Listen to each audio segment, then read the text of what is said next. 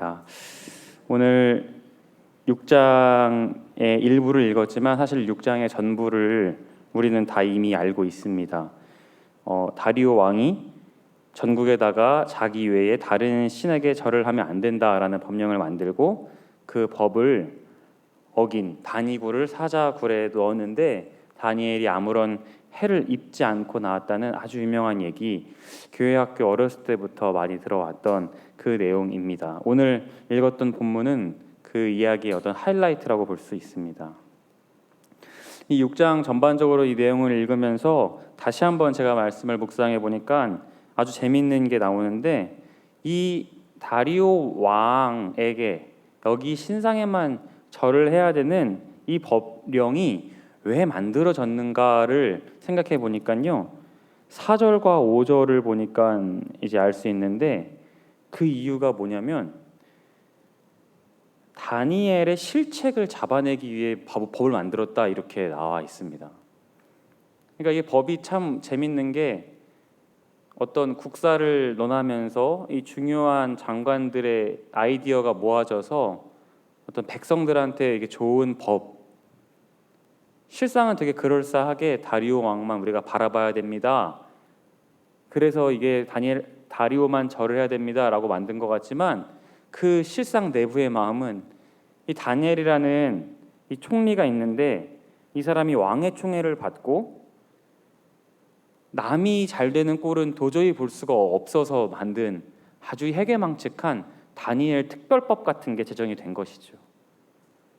이 사람이란 존재는 원체 약해서 남이 잘 되는 꼴을 잘 보지 못합니다.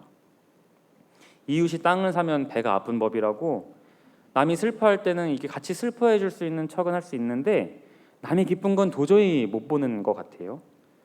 그래서 이러한 다니엘 특별법이 제정이 됐습니다. 이 문구만 봐도 이 나라는 금방 멸망할 것 같다라는 생각을 들게 합니다. 우리 믿는 사람들은 이 나라의 법이 정말 국민을 위하고 있는지, 나라를 위한 일인지, 나라의 법에 대해서도 관심을 가져야 합니다. 지금 코로나로 인해서 교회에 모이지 못하게 하는 법도 너무 좁은 시각으로 만들어졌다는 생각이 들지 않으십니까? 다 같이 힘드니까 우리 다 같이 모이지 맙시다, 이런 얘기면 참 좋겠는데, 그 논리가 통할 수 있는데, 지금도 제가 나가서 식당 같은 데 가면 버젓이 너무 식사를 너무 잘하고 얘기도 하고 전혀 코로나 같다는 생각을 하기가 어렵습니다. 저는 뭐 지금 현 정부나 어떤 법에 대해서 잘못됐다 이런 얘기를 하고 싶은 것이 아니라, 인간이 세운 법의 한계를 이야기하고 싶은 겁니다. 유독 기독교에게만 잣대를 심하게 대는 것, 왜냐하면 처음 초기에 교회가 막 되게 크게 어떤 감염 사례가 있고 하니까 그러면 빨리 교회 막아야 돼, 이래가지고 이제 너무 쉽게 뭔가 세워졌다라는 생각이 저는 이제 든다는 것이죠. 이 다각적으로 보는데 한계가 있다 보니까 그때그때 상황에 맞춰서 자꾸 법이 제정되고, 그러다 보니까 그 법은 자꾸 틈이 발생하고 완벽하지 못합니다. 그래서 그 법을 이용하는 사람들 참 많죠. 법의 틈새, 법을 이용하는 사람들, 법에 허용되는 범위에서 사기와 악을 쓰고, 또 오늘 나왔던 본문처럼 자기의 뜻대로 법을 재단해서 사용하는 그러한 나쁜 악용하는 사례들도 있습니다. 이렇듯 다니엘 시대나 현 시대나 인간이 만들어 놓은 법, 불완전한 인간이 뭔가 완전한 것처럼 만들어 놓은 법 때문에 억울한 일을 당하는 사람이 늘 존재해 왔었습니다. 그래서 구약에 보면요, 구약에 나온 하나님은 늘 이렇게 수식어가 붙는데 공의와 정의 하나님, 이런 얘기를 하잖아요. 이 바르지 못한 사람들, 특히 법을 다스리는 사람의 중요성을 그래서 하나님은 늘 말씀을 하셨습니다. 솔로몬이 하나님께 칭찬을 받았던 일화가 하나 있습니다. 바로 솔로몬이 기도할 때 하나님께 듣는 마음을 달라고 하나님께 기도를 합니다. 근데 하나님이 그 말을 듣고 막 솔로몬을 칭찬해주고, 너에게 내가 지혜를 주고 너가 구하지 않은 금은보화도 주겠다, 이렇게 약속을 하십니다. 왜 그럴까요? 하나님이 그 뒤에 밝히시는데, 백성을 다스리고 재판하는 데 있어서 여기저기 낮고 소외된 사람들의 마음을 들을 수도 있는, 작은 소리까지도 들을 수 있는 듣는 마음을 달라고 한 그 솔로몬이 공의와 정의를 제대로 실천하려는 친구구나라는 마음에 흡족한 마음이 드셔가지고 그래서 솔로몬에게 지혜를 주시고 듣는 마음을 주시고 부귀와 영광을 주십니다. 그러니까 하나님은 공의와 정의의 하나님, 어떤 낮은 사람, 소외된 사람들까지도 이렇게 늘 생각하시는 하나님이십니다. 그러므로 우리 믿는 사람들은 이 하나님의 통치, 하나님의 정의와 공의를 염두에 두고 그렇게 법을 바라볼 수 있는 시각을 가져야 합니다.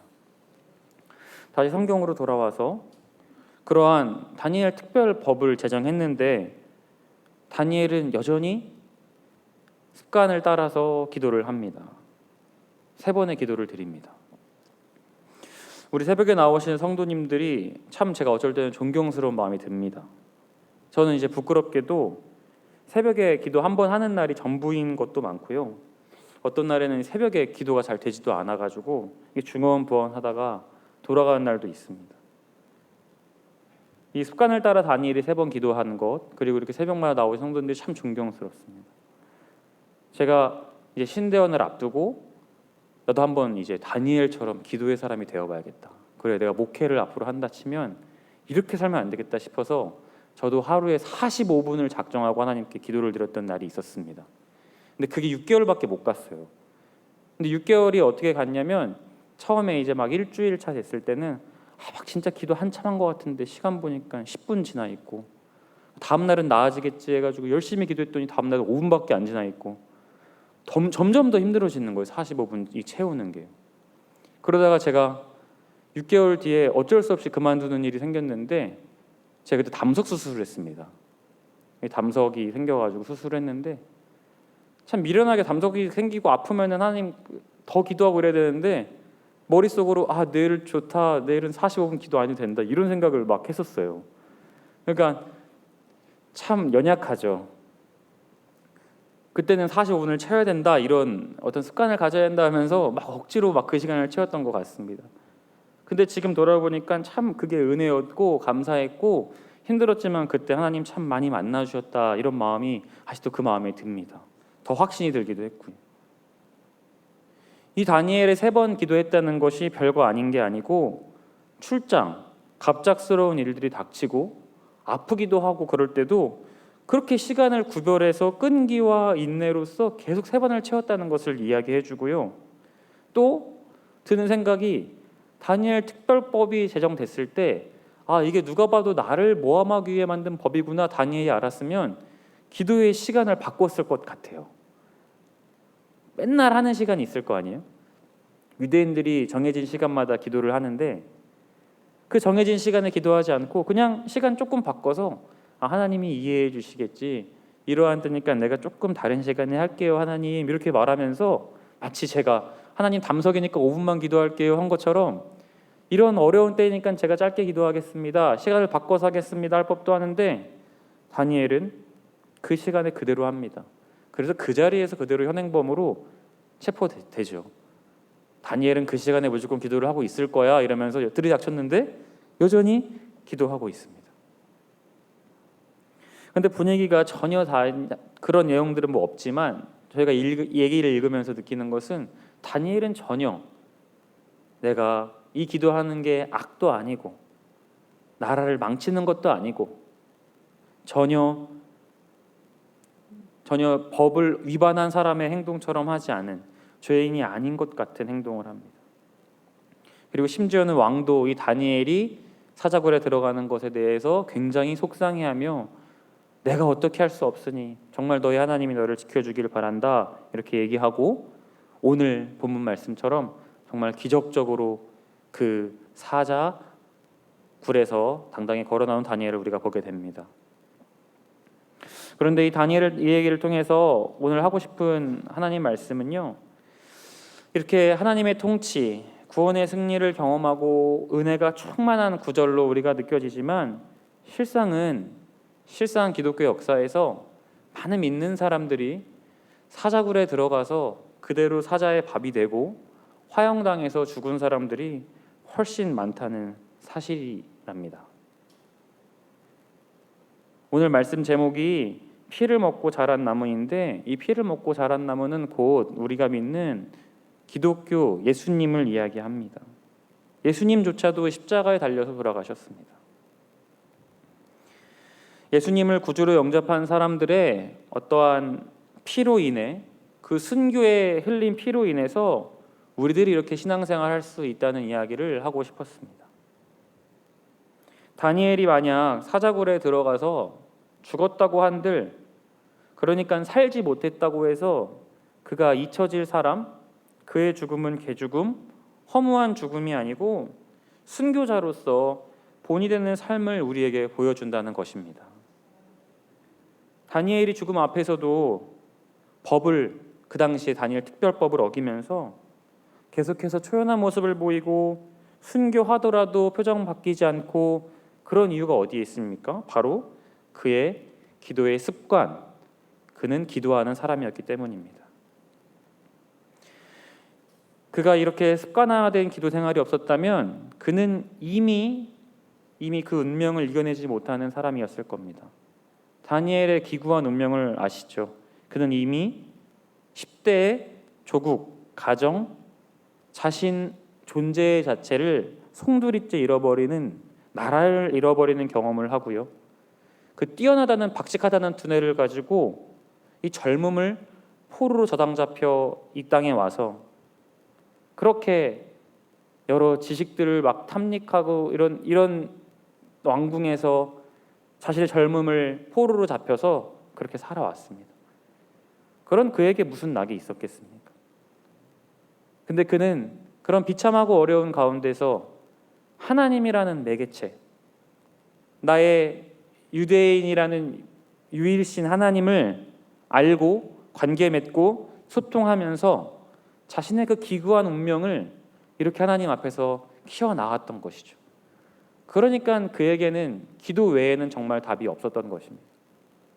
더 힘드니까, 어려우니까, 법이 제정되니까 나는 더 기도해야 된다, 이렇게 자신의 인생을 개척해 나간 그러한 사람이 바로 다니엘이라는 것입니다.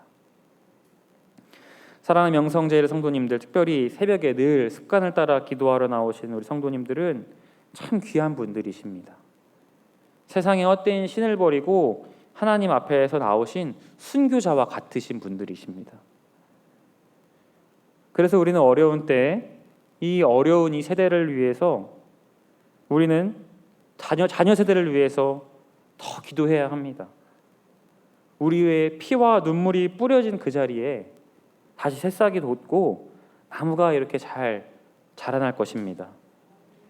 지금이 위기의 때라고 하지 않습니까? 아까 서두에 말씀드렸듯이 기독교는 위기의 때 더 빛을 발했습니다. 더 순교자들이 많을 때 그 순교자의 피를 흠뻑 먹고 뿌리가 잘 자라서 그게 큰 나무가 되었습니다. 지금 이 위기의 때에 기독교가 더 빛을 발할 때입니다.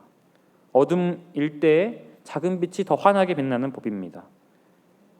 우리 성도님들의 새벽의 기도를 통해 정말 이 세상이 아름답게 변하고 우리 기독교가 더, 나무가 더 푸르르게 성장해 나가기를 주님의 이름으로 축복합니다. 기도하겠습니다. 하나님 아버지, 새벽에 나와 기도하는 이 시간 정말 귀하고 복된 시간입니다. 이 시간에 기도하는 우리 명성제일의 모든 우리 성도님들은 순교자입니다.